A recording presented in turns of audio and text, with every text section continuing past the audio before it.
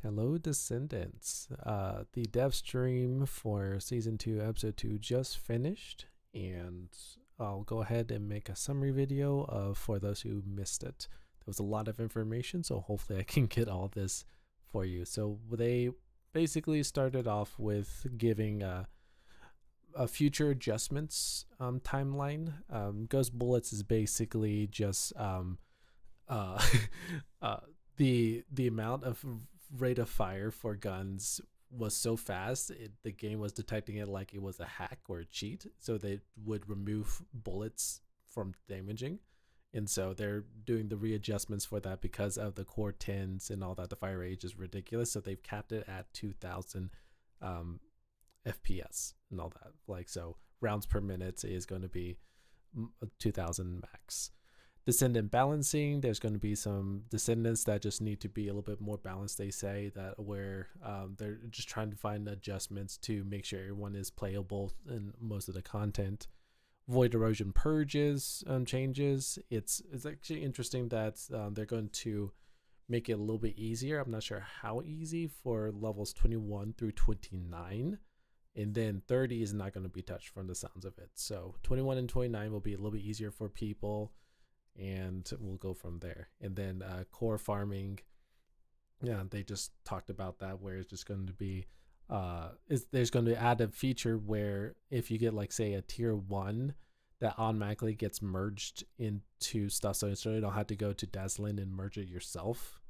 So they didn't give really too much details on that, but that's going to be a cool feature that's going to be added to that. So it's going to, according to my notes here, so there's going to be in March 20th. So the update is going to be on the 13th. So the following week will be the purge one. So there's going to be little updates as this episode continues. So that's pretty cool. Okay, so they talked about future adjustments, and here's the table of contents for season episode 2. So there's going to be a new story, which is going to be continuing from the story that we have so far of the destroying of the Ironheart at the fortress. So we're going to be continuing that story arc moving forward. We're going to meet new Descendant Serena, a new field. So it's actually a legit new area. So if you bring up the world map, it's actually pretty cool. There's a little panel, like new continent that you can go. It's called the Sigma sector. It's pretty cool. Arche Tuning, which is going to be a new passive tree. We'll dive into that a little bit later in this video, but it's a really cool system, and I personally like it. Tormentor is going to be the new Abyss boss. New ultimate weapons, external components, a lot of cool stuff here. So let's go ahead and skip a little ahead and see. So there was a little bit of a few screenshots here that they did. This is a few screenshots of the story. Let's see if I can just. So here's a screenshot of another area. Serena in a cutscene. Serena and Glay are going to be. Serena's going to be helping Glay figure out where her daughter is in the story. So there was a few there. And then we went into a bit of a trailer, which is pretty cool. I'm going to just mute the sound so I don't get cut off from that. So, but I think they'll have the trailer up on their First Descendant YouTube channel, but we can see it in action in a second. So they're gonna talk a little bit. Here we go. But yeah, she has wings. She can fly. It's actually a pretty cool trailer for her. Very cool. But yeah, she can fly infinitely, which is pretty cool.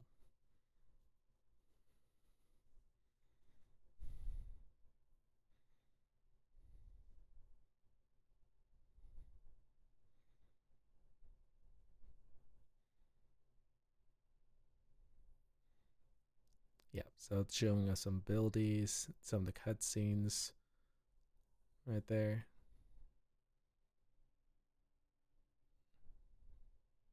Yeah, it's gonna be pretty cool. All right, and again, you can check the trailer probably on the channel right there. So they then what's really cool was before they had like a pre-recorded video of like Keelan and Nace in action. And with this dev stream, if for any devs watching, this was amazing. We actually had real live gameplay. So we had the director actually moving around the character. So this is Serena. And then we went into a little bit of her skills, which is pretty cool. So first ability is like a wave ability. Let's see here. So it shows a little bit of passive, which is like gives a little bit more air, as you can see right there. So it lights up when she jumps, when she grapples, and all that. And then a little bit later, we go into the first ability, which is a pretty cool visually right there. So it's like a burst cone shape and all that. And apparently gives healing. We'll go into the skill right here.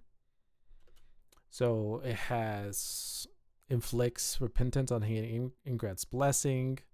It burns fire enemies and also has a chance to recover rounds for stowed firearms and all that. And which is blessing, and blessing is health recovery amount. So it's a healing one as well, which is pretty cool and all that. And so this one is a fire singular ability. They recommend using a singular reactor for this. So a fire singular reactor would be the option for it. And then we'll go into jumping ahead a little bit. Like singular again, fire singular. This is where she can fly. So going in here. Now let's see if she demonstrates the flying.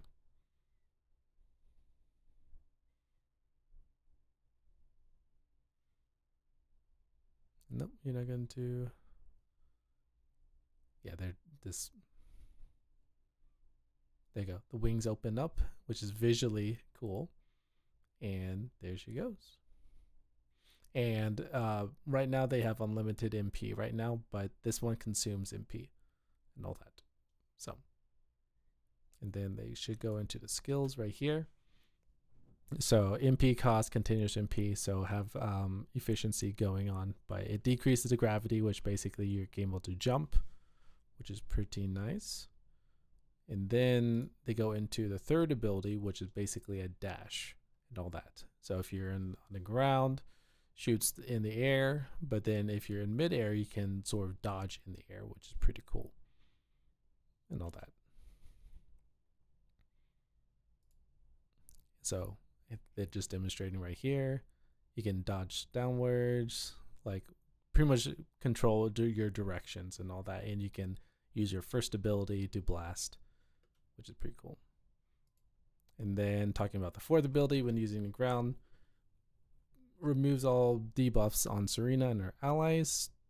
And when in midair, grants Redemption's Judgment, and additional AoE damage multiplier, max expandable range for your weapons. So it basically buffs the weapon that she's holding. So she's like a flying glaive, I would say would be a good summary for that, for her and all that. And this one is a dimension focused one, but it's like singular, dimension, and all that. So yeah, it's a pretty cool thing right there. So her demo was pretty cool. And then this is showing the Sigma sector drop off location. So there, we can't see it because it's blocked, but there's normal and then there's high risk. So normal is normal. And the way they did it is anyone who completes the story will be able to access the Sigma sector right after they complete it. So they wanted to have you have access to hard mode difficulty, but there's something else as well, which is the Sigma sector. So it's a pretty cool way of they're doing that. And then the high risk is where for the people who've already done it, you have to be mastery rank 15 to be able to access it, which is interesting because most of the content right now is you have to be MR 18. So I think there's some feedback they were saying that was a little too high. So MR 15, they brought it down a little bit, but you can choose between these different locations, and they said the mission objectives are random. So it's not like they said the reason they want it to be random is so it doesn't feel like a very boring way of grinding. They said they want it to be random to keep it a little bit interesting. That was their idea for that. And then they went into demonstrating a little bit of the area. I'll show a little bit of this, but it's pretty much like an open area, as you can see here. It gives Serena the ability to fly around and rain fire on the ground, but it's pretty open too. So like if you're running a Serena or pretty much any Descendant, you have pretty much free reign and all that. So this is the normal difficulty, so that's why he's able to just shred things fairly quickly. This is not on the hardest difficulty, but yeah, you can just get a general idea. It's like a barren area, but some enemies with objectives. It's pretty cool. And then a little bit later, they came into the final area, and there was some really cool bosses here. So right here, these Immortal Oblivion is the new one, and then Enhanced Power enemies right here. And the Immortal Oblivion actually has some really cool abilities. So right here, as you can see, there's like void or shadow balls that he throws and all that. Well, Serena is just being able to fly and dodge them, but as you can see, there's like gravity or something. So it's going to be interesting having someone who cannot fly to be able to check those out and all that. So yeah, it's a pretty cool way, and probably on the harder difficulties it's going to be a little bit more of a challenge, but yeah, it's pretty cool. Then what they did was they talked over the Arche Tuning. So as they mentioned in the last dev stream, there's not going to be any core 15s or anything for your ultimate weapons. There's going to be only core 10s, and that'll be it. So the way to improve your Descendant even further is through Arche Tuning, which is basically a passive tree. And you have 3 presets that you can use to swap out. You have a total of 40 points to earn, and these are through 400s, pretty much any content, but the best way of doing it is through the new location, but that's sort of expected. But you can go up to 40, and you can then put into your different passive trees, which is pretty cool. And they said this is an older build, so don't take screenshots of this and say, all right, this is my plan. There's going to be a little bit changed, but as you can see here, this is a firearm attack increase, this is a cooldown, and this is HP. So if you're wanting to balance out your Descendant, let's say your Descendant is like a glass cannon and you want to have a little bit more HP, you would sort of like follow the route here for more defense and more HP and all that. Or if you're wanting to go more glass cannon and all that, so there are different routes you can take, which is pretty cool. And when he ended it right here, he was able to cover 2 golds and then a little bit of something else. So you can prioritize 2 golds and something, which is pretty cool. But again, this will be changed on the final product. Now we went into the Tormentor, which is going to be the new Abyss boss. Right now we have the Defiler, which is the Toxic. This one's electric. And then he queued in to the boss to show off, and actually it's not a bad fight, especially with core 10s. Excuse me. Especially with core 10 weapons and what people have right now. I think he's going to be a cakewalk right now. He's just going to be a ticket farmer, basically. But it's actually a pretty cool arena. It seems a little small. As you can see, it seems very small, but he was able to solo it with Serena and all that, so it was not too bad. As you can see, he's just chunking the HP. So I don't think he's going to be a hard boss to take on 4 people, gonna be honest with you. But it's just a cool fight and all that, and you can use to get tickets because I think they went into the look of it. Yeah, here's the look, which is, I personally don't mind it at all. It looks pretty cool. So you have a little bit of gold and the back bling right here. I think it's great. Look at that. So they're going to show it again. Oh, did you swap out? Okay. As you, yeah. Yeah, so it's a cool back bling right there. And then they went into the Vespers dog, which is going to be the second dog or fellow that you can have. They did mention in the dev stream before that there was going to be an ammo refilling doggo, and then you had to choose between either auto dismantling or ammo gathering. But if you notice, there's auto dismantle right here. After deliberation with the feedback from the community, auto dismantling is going to be for both doggos, so you don't have to worry about that. The big thing is the auto refill rounds for this doggo. In the original one that we'll have will actually give you HP regeneration. So you get either HP regeneration or auto refilling rounds, which is pretty cool. So there's some changes that you can do for that. They went into a little bit of the customization right here, so you can have some customization, and they said the attachments here are going to be universal. So if you got the Santa Claus riding the doggo on his back and all that, that will be universal for this one. And the way to tame the dog is through the hard vessels runs, which is pretty nice, so you don't have to really change too much. And to level it up is the same way through the capsules and the normal ways that you will level up your current doggo. So there's nothing changed with that, which is pretty cool. Now moving on to the new ultimate weapons. So we had the malicious pain, and as you can see here is bladed cog.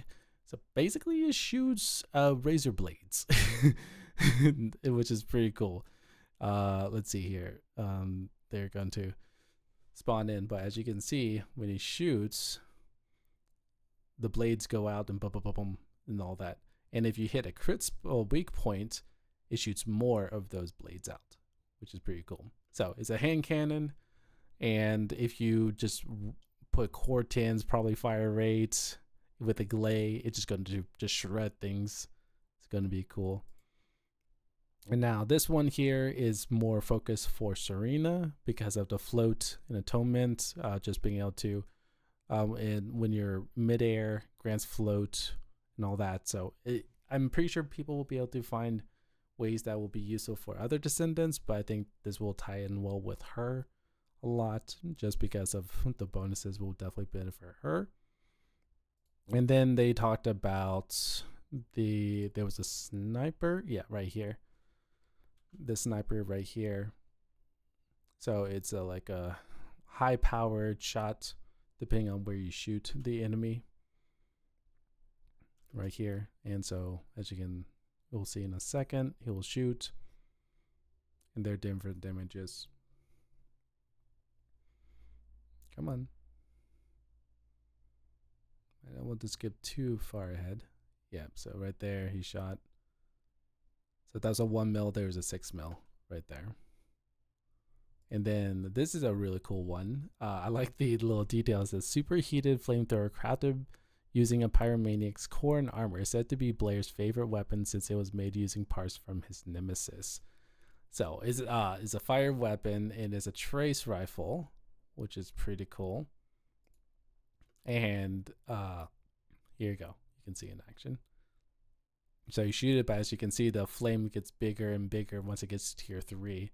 And it just, yeah, I can see it being very good with Blair. And as you can see, he's just combining with Serena's first ability and all that. It's just good damage.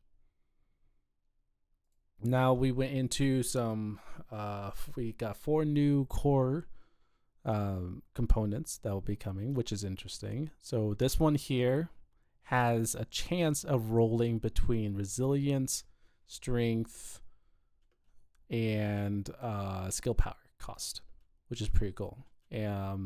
So it's like a rotator, and it has a chance of dropping one of those.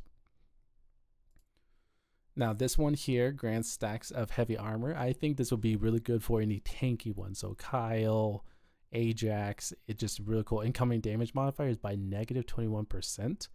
And when it has a chance to grant purification, so that means a debuff. So if you have a debuff on you, it just cleanses it. So this would be a really cool one to have on a tanky character, especially with the Arche passives that you will have. You're just going to be a monster in defense.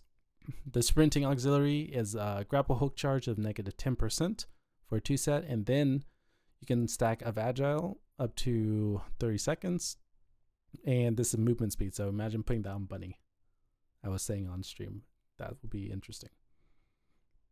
And then the final set here, skill cost of negative 6.5%. With reloading in mid-air, provides supply bullets, cooldown field supplies. So at the glance of this looks like it's good for Serena, but I'm pretty sure people will probably use a 2-set for the skill cost, because that will be very helpful. And all that, and then tie with something else.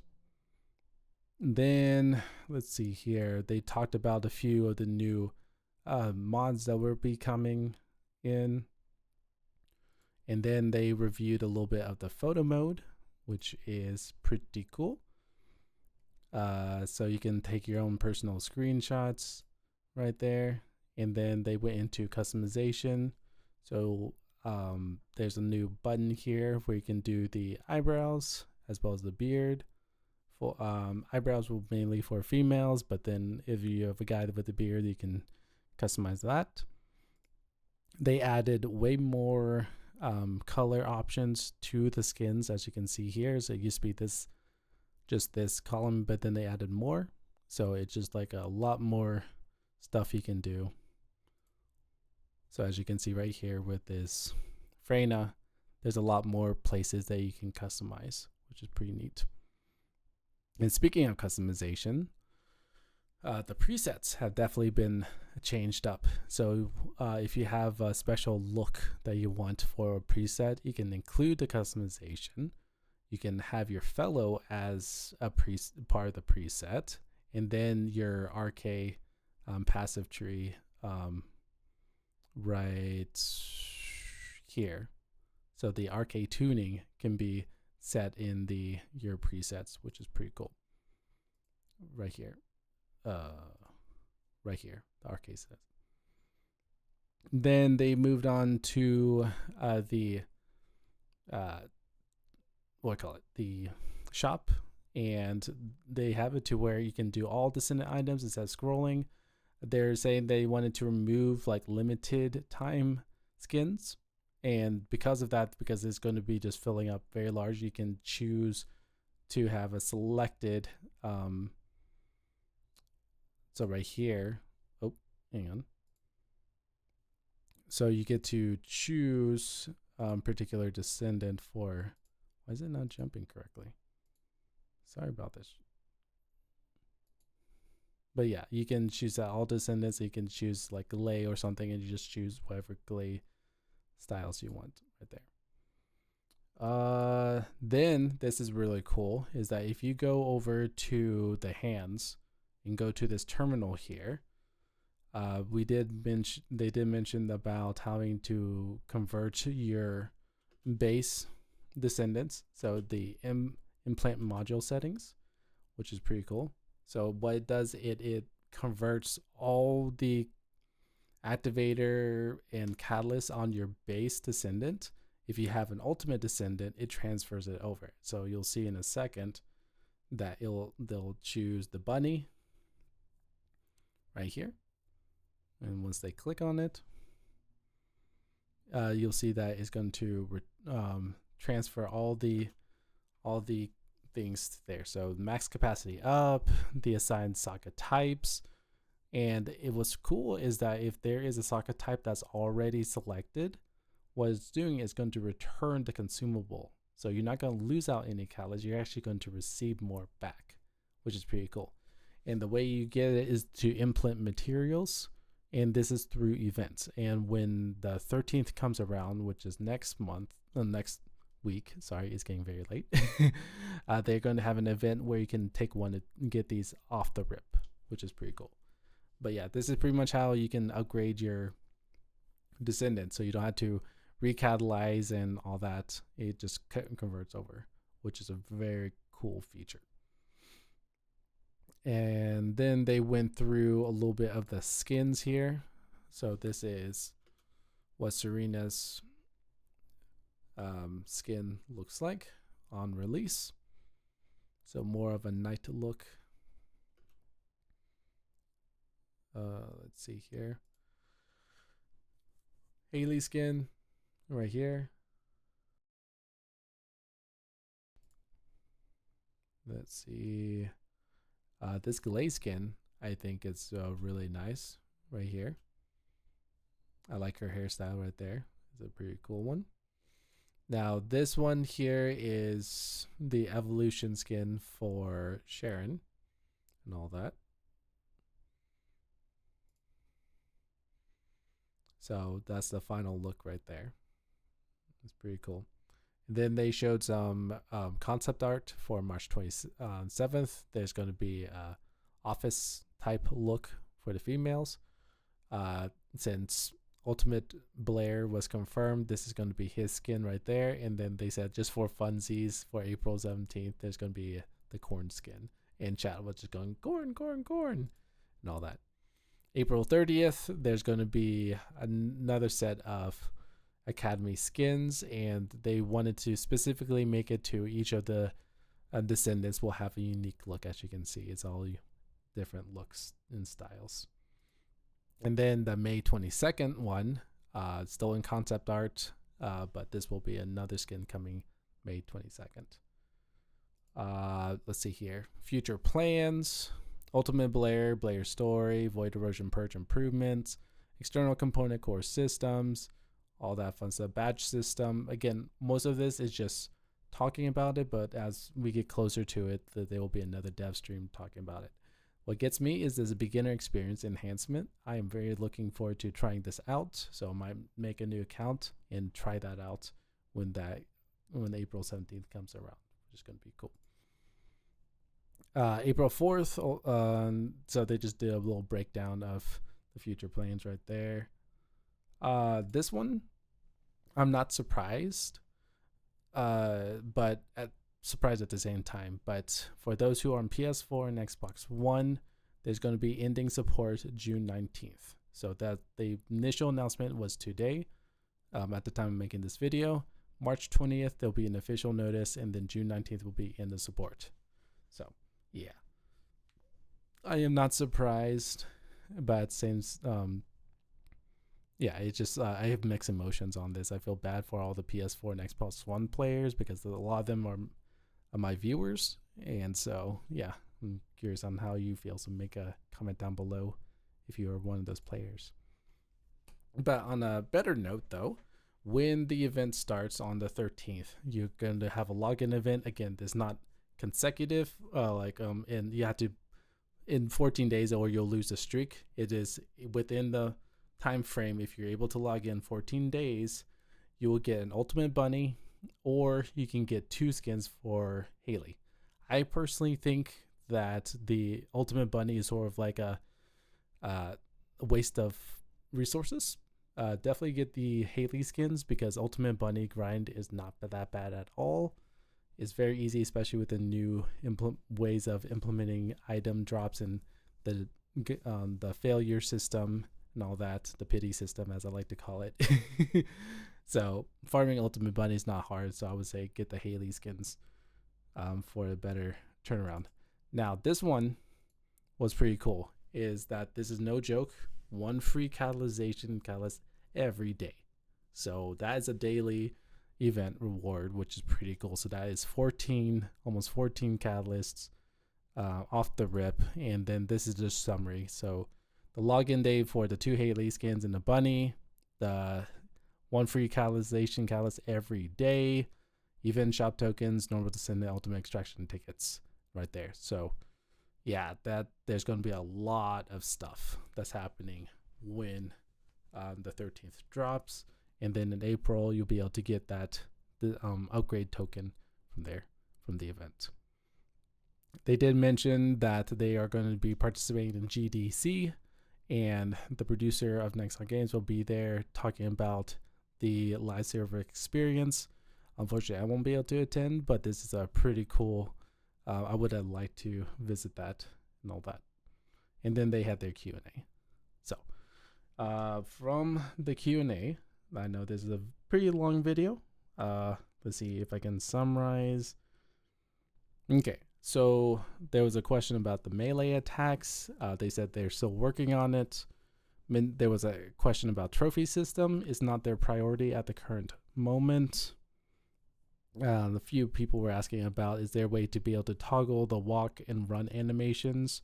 And they are still looking into that. They don't have a exact release time, but they're saying they're looking into maybe having an item to add to walk and run. I don't know what that means, if it's actually a physical item that needs to be equipped to be able to walk or run, or it's just an item they mean by a setting. In the demo for it, some people saw that one of the players were mastery rank 30, which is the highest at the current time. They said no, MR 29 for episode 2, that's the highest you'll be able to go. Let's see here. There was a question about the new Abyss skins, which for the electric Abyss character. So when episode 2 comes around, which is in about a week from now, those skins for Defiler and Infernal will be removed and replaced. So if you're, for those who are watching the video and wanting to get any of those skins or the back bling, make sure you get those before the 13th. And then the last question was about the companion app, and they said it's still in development, but they're working on it. All right, well, that was a very long video. Thanks for listening, and I will see you in the next video.